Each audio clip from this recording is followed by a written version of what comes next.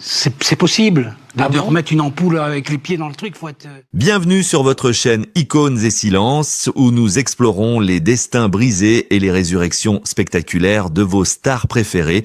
Imaginez un instant le silence, pas le silence apaisant d'une nuit étoilée, mais le silence terrifiant d'un téléphone qui ne sonne plus. C'est dans ce silence assourdissant que François Valéry a vécu pendant près de 15 ans. Sous les projecteurs aveuglants des années 80, il était le prince incontesté de la variété française et l'idole qui faisait danser la France entière sur des rythmes endiablés. Pourtant, derrière ce sourire éclatant et ces mélodies inoubliables se cachait une tragédie que personne n'avait vu venir. Aujourd'hui, à 71 ans, l'homme qui se tient devant nous n'est plus seulement le chanteur à minette que certains ont voulu caricaturer, c'est un survivant. C'est un guerrier qui a traversé un véritable enfer judiciaire et personnel. Il a décidé de briser l'omerta. Longtemps, on a cru que sa disparition des ondes était naturelle ou pire qu'elle était due à un manque de talent. Mais la vérité est bien plus sombre et bien plus cruelle. François Valéry a choisi de parler et de pointer du doigt ceux qui ont tenté de l'enterrer vivant. Il ne s'agit pas ici de simples rumeurs, mais d'une guerre ouverte contre un système impitoyable qui a cherché à le broyer financièrement et moralement. Comment un artiste qui vendait des millions de disques s'est-il retrouvé un matin ruiné et seul face à ses démons, qui sont ces forces invisibles qui ont transformé son rêve américain en un cauchemar procédurier interminable? L'histoire de François Valéry ressemble à un scénario de film noir où la trahison côtoie la gloire. Tout avait pourtant commencé sous les meilleurs auspices, comme une prophétie murmurée par une voyante qui avait lu dans les lignes de la main d'un jeune homme nommé Jean-Louis Mougeot un destin hors du commun, mais elle n'avait pas vu le prix terrible qu'il allait devoir payer pour ce nom d'emprunt. Alors que s'est-il réellement passé lorsque les lumières se sont éteintes? Préparez-vous, car ce que vous allez découvrir va changer à jamais votre regard sur cet artiste. Tout a commencé par une prédiction. Nous sommes en 1974 et le jeune Jean-Louis Mougeot n'est encore qu'un rêveur anonyme qui gratte sa guitare dans l'ombre. C'est alors qu'une voyante, secrétaire du célèbre Marcel Amont, croise sa route et lui lance une phrase qui allait sceller son destin. Elle lui dit que son nom de naissance ne brillera jamais sur les marquises, mais qu'un autre nom l'attendait. Ce nom, c'était François Valéry. Comme par magie, dès que ce patronyme a été prononcé, les portes du succès se sont ouvertes avec une violence inouïe. Son premier titre, une chanson d'été, déferle sur la France comme une vague de chaleur inattendue. La voix est puissante et le rythme est entraînant. C'était exactement ce dont le public avait besoin dans cette France post-68arde qui cherchait à oublier les tensions sociales pour se perdre dans la légèreté et la romance. Très vite, le phénomène François Valéry devient incontrôlable. Il ne marche pas, il court, il vole vers les sommets, et c'est l'année 1980 marque un tournant décisif avec la sortie du titre Emmanuel. Ce n'est plus seulement une chanson, c'est un hymne qui résonne dans toutes les discothèques de l'Hexagone. Les femmes l'adorent et les hommes fredonnent ses airs entêtants. Il incarne à lui seul cette époque dorée des paillettes et des boules à facettes où tout semblait possible. Mais le véritable couronnement arrive un an plus tard, en 1981. Imaginez le tableau. Il se retrouve en studio avec la fiancée préférée des Français, la sublime Sophie Marceau, qui venait d'exploser dans le film La Boum. Ensemble, ils enregistrent Dream in Blue.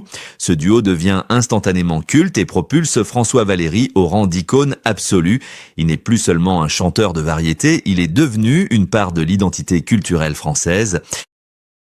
L'argent coule à flot et les disques d'or s'accumulent sur les murs de sa villa. Il roule en voiture de sport et vit la grande vie d'une star adulée. On le voit partout à la télévision, souriant, confiant, apparemment intouchable. Il enchaîne les tubes comme Aimons-nous vivants en 1989. Un titre qui sonne aujourd'hui comme une prophétie cruelle sur l'urgence de vivre avant que tout ne s'effondre. À cette époque, François Valéry est un roi soleil. Il compose pour les autres, produit des artistes et semble avoir le monde à ses pieds. Chaque concert est une communion, chaque apparition publique déclenche l'hystérie. Il est l'image même de la réussite, le symbole d'une ascension sociale fulgurante que rien ni personne ne semblait pouvoir arrêter. Pourtant, au milieu de ce tourbillon de gloire et de champagne, un piège silencieux était en train de se refermer. Personne ne pouvait se douter que derrière les sourires de façade et les poignées de main chaleureuses des dirigeants de l'industrie se préparait l'une des chutes les plus brutales de l'histoire du show business, car c'est précisément au sommet de sa gloire, alors qu'il se croyait invincible, que François Valéry a commis l'erreur fatale de faire confiance aux mauvaises personnes. Il a apposé sa signature au bas d'un document qui n'était pas un contrat, mais un arrêt de mort professionnel.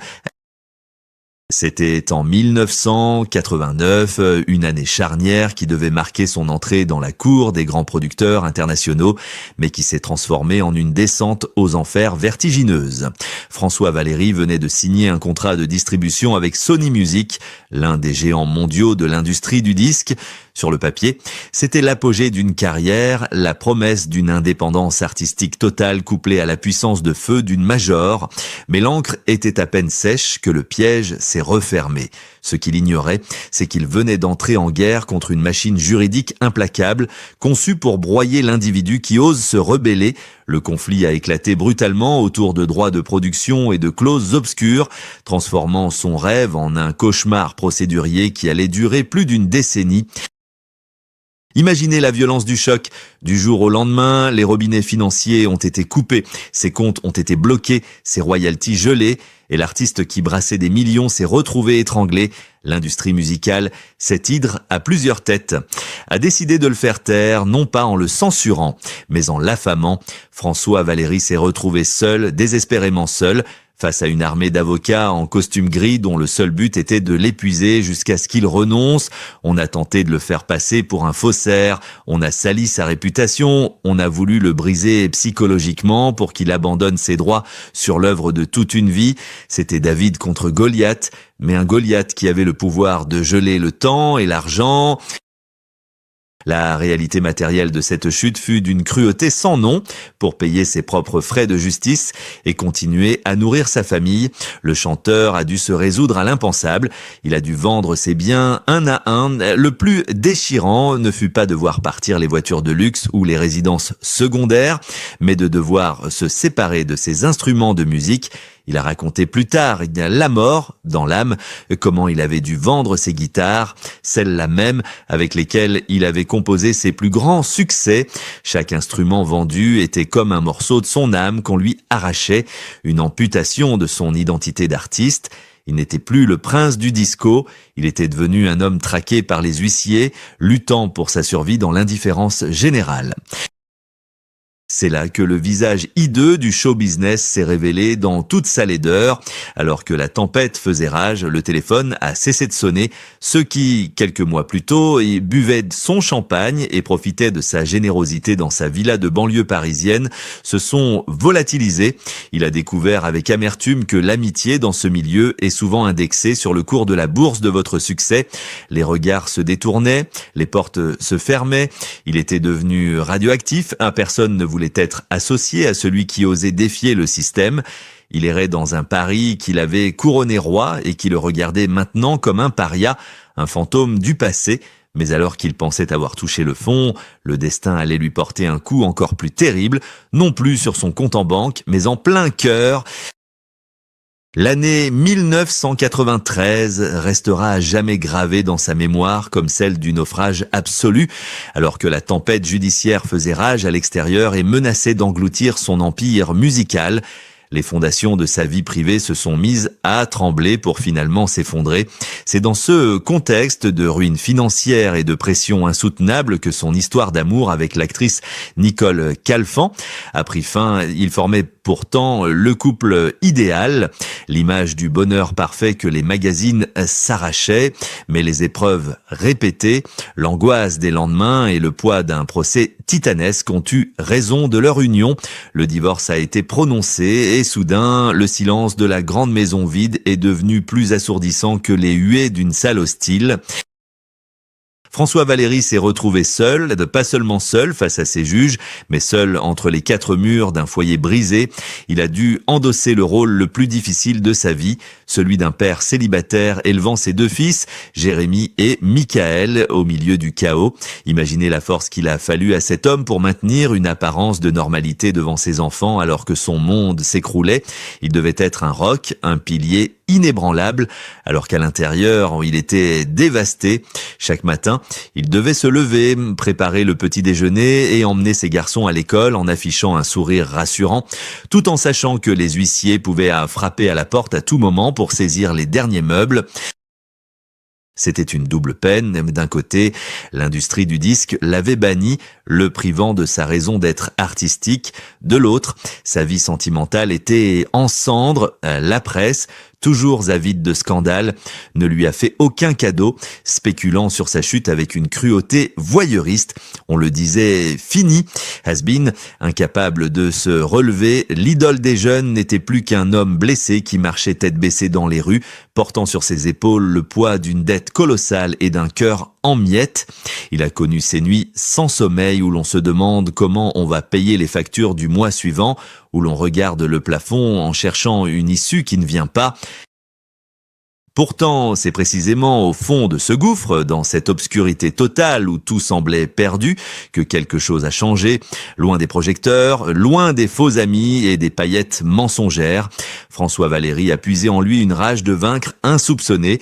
Il a compris qu'il n'avait plus rien à perdre. Et c'est cette liberté désespérée qui allait lui donner la force de contre-attaquer. Le temps des pleurs était révolu. L'heure était venue de ne plus subir, mais de faire payer ceux qui l'avaient condamné à l'oubli.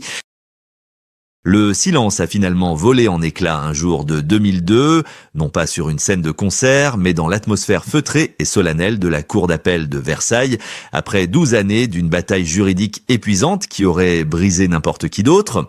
François Valéry a remporté la victoire que plus personne n'attendait. Ce jour-là, il n'a pas seulement gagné un procès, il a récupéré son nom, son honneur et sa vie. Face à lui, le géant Sony Music, cette entité tentaculaire qu'il avait osé défier, a dû s'incliner. La justice a tranché et a reconnu que l'artiste avait été spolié, bloqué et injustement traité. C'était un coup de tonnerre dans le ciel serein de l'industrie musicale française, car pour la première fois, un chanteur seul avait fait plier une multinationale. C'est à cet instant précis que François Valéry a brisé l'omerta. Il a parlé et ses mots ont résonné comme une sentence pour tous ceux qui l'avaient enterré trop vite. Il a nommé le système qui l'avait broyé. Il a dénoncé ces contrats léonins qui transforment les artistes en esclaves modernes, privés de leur liberté de créer et de disposer de leur propre œuvre. Il a révélé au grand jour les mécanismes impitoyables d'une machine prête à tout pour le profit, même à sacrifier l'humain en récupérant l'intégralité de son catalogue. De Emmanuel à Dreamin' Blue, il a repris le contrôle de son histoire. Bien, ces chansons qu'on lui avait confisquées, qu'on avait tenté d'effacer de la mémoire collective, étaient de nouveau à lui. La réaction du public et des médias a été un mélange de stupeur et d'admiration. Ceux qui le croyaient fini ont découvert un homme debout, cicatrisé mais vainqueur. Tiens, il n'était plus la victime pathétique des journaux à scandale. Il était devenu le symbole de la résistance en osant dire non, en refusant de se laisser faire. Il a ouvert la voie à d'autres artistes, prouvant qu'il ne faut jamais baisser la tête devant l'injustice. Aussi puissante soit-elle, il a raconté comment, pendant toutes ces années de traversée du désert, on avait essayé de le faire passer pour un fou, un paranoïaque, simplement parce qu'il réclamait son dû, mais la vérité a fini par éclater, et elle était de son côté. Ce moment de vérité n'était pas une vengeance mesquine, c'était une réhabilitation. François Valéry n'a pas cherché à détruire, il a cherché à reconstruire. Il a montré que derrière les paillettes et les sourires de façade, il y avait un cœur qui battait et qui avait saigné. Il a prouvé que sa voix, celle qui avait fait vibrer des millions de Français, ne pouvait pas être éteinte par des clauses juridiques ou des manigances de couloir. Il était vivant, libre et prêt à reprendre sa place, non plus comme un produit marketing, mais comme un homme libre qui a payé le prix fort pour sa liberté. Et alors que la poussière du combat retombait, une question demeurait, une question qui allait résonner bien au-delà de son cas personnel. Aujourd'hui, À 71 ans, François Valéry contemple son parcours avec la sérénité de ceux qui sont revenus de loin.